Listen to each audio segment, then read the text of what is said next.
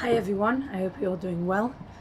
This week is Parashat Hanan, and as we said last week, the events that are happening now are really just a recap. Moses is speaking to the Jewish people and doing a recap of events that have happened to them throughout their time in the desert.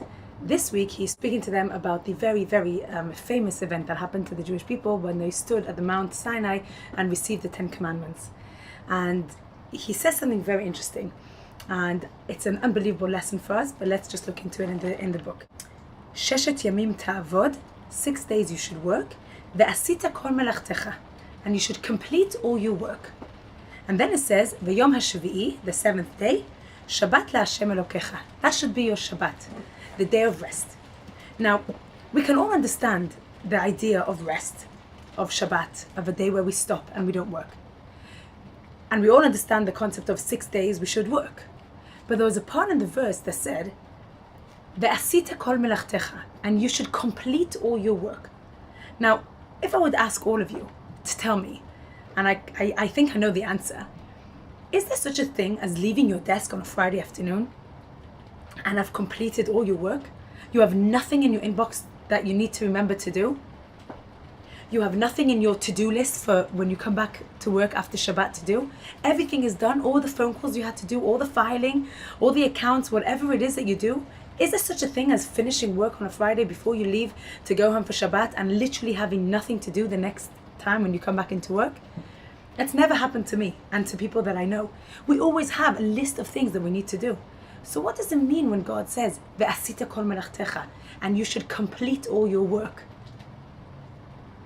Now there is something unbelievable here that we can learn from, and I think that we just need to allow ourselves to believe it, and that would make our life so much easier. The answer is, and that's only if you let it, the most liberating thought and the most life-changing thing that I think I can share with you this week. And listen very carefully to what I'm about to say. When God refers to work, what does he actually mean?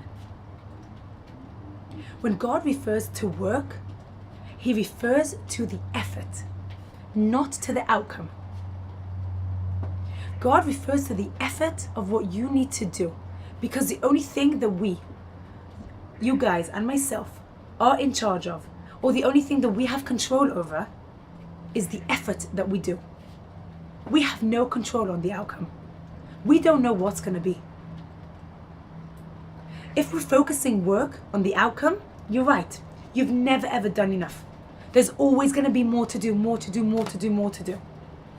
But if we focus on the concept of work, when the Torah talks to us in this week's parasha about work, when we plug into the concept that it's only effort, God only wants us to do the effort, then we will see that we can finish at the end of a working day on a Friday and say, I've done everything that I can this week.